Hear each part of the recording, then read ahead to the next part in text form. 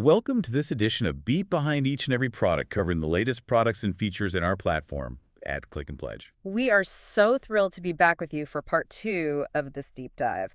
Last time we did a lot of the heavy lifting. We got into the neuroscience behind the predictive brain and the free energy principle, or FEP. A lot of heavy lifting, and that whole theory was about the brain being fundamentally an organ that's just trying to minimize surprise. Exactly.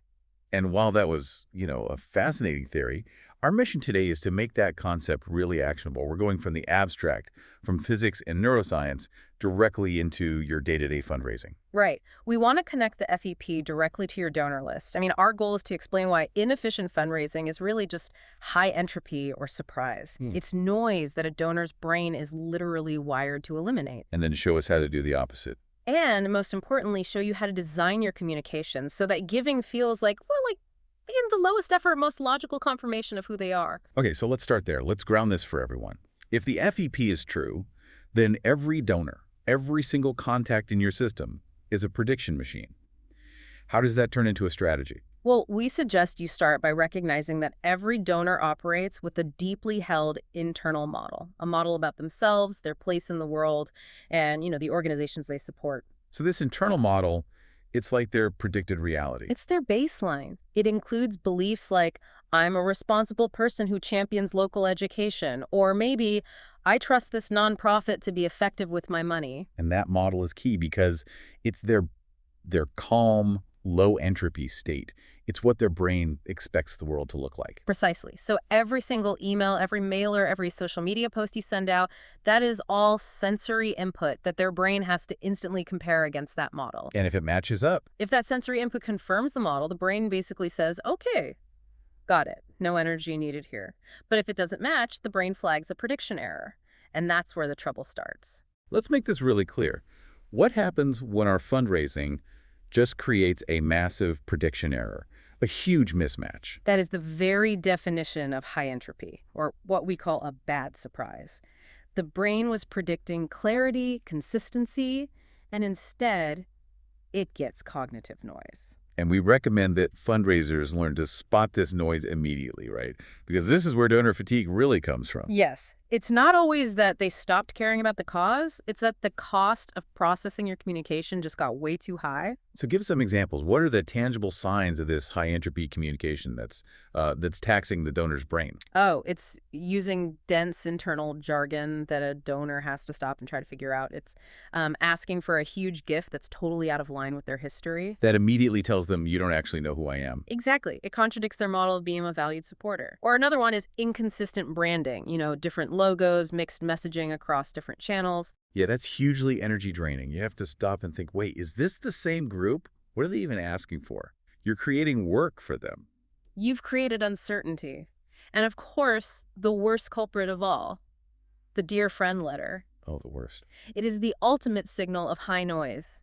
It forces the donor's brain to do all the work, to fill in all the personal gaps you didn't.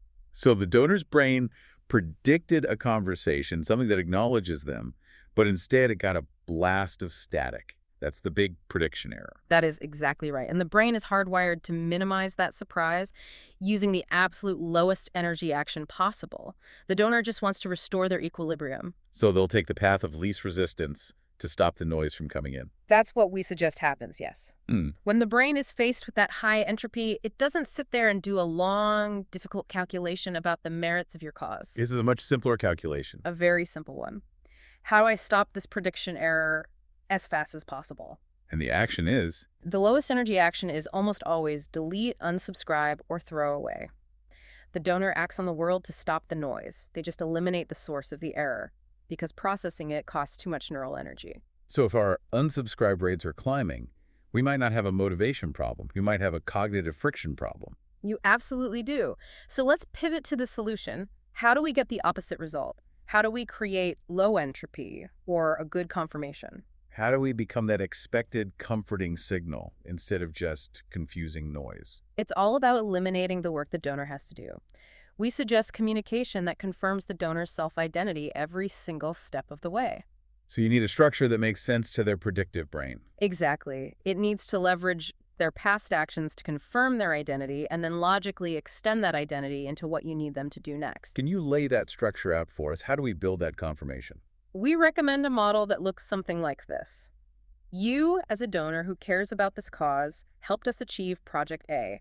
Here is the clear, measurable impact you created. Okay, so you're starting by confirming their identity as an effective helper. You are. And then you say, therefore, Project B is the next logical, small, and necessary step in this solution. So the message doesn't feel like brand new information. It just feels like the next predictable chapter in a story they're already a part of. That's it. It confirms their internal model on multiple levels. I'm a person who helps, and this organization is effective and makes sense. Their brain processes it easily, they do less work, they feel confirmed, not surprised. Okay, this brings us to the most delicate part then. We've confirmed them, we've made them feel smart, we've built this low-entropy connection. Now we have to make the actual ask. Right. And the ask, by its very nature, means a problem still exists. I mean, that sounds like it could create a lot of entropy. It's the crucial pivot.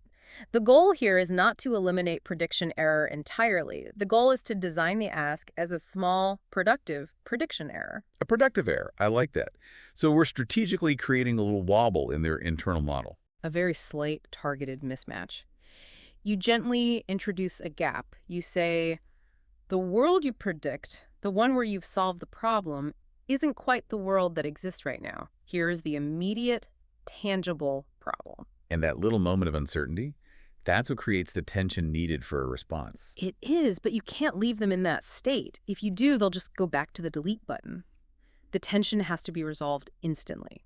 So you have to immediately offer them the lowest energy action to fix that error. The absolute lowest. Yeah. Their brain is seeking to minimize that little surprise and restore their identity as a helper, so it will grab the simplest solution you offer. And that means the actual donate process itself. We're talking mechanism design. We are. The friction has to be practically zero.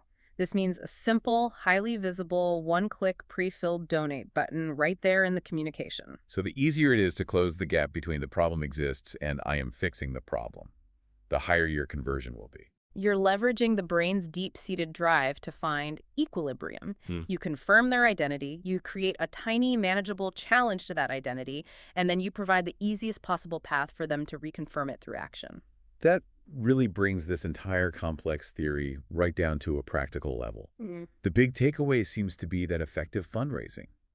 It's not about persuasion. It's about minimizing the cognitive burden on the donor. And consistently confirming their positive self-image. Stop adding noise. Start confirming their identity. Make the act of giving feel like the logical, low-effort conclusion to a story they already believe about themselves. That's it in a nutshell. A perfect summary to wrap up part 2.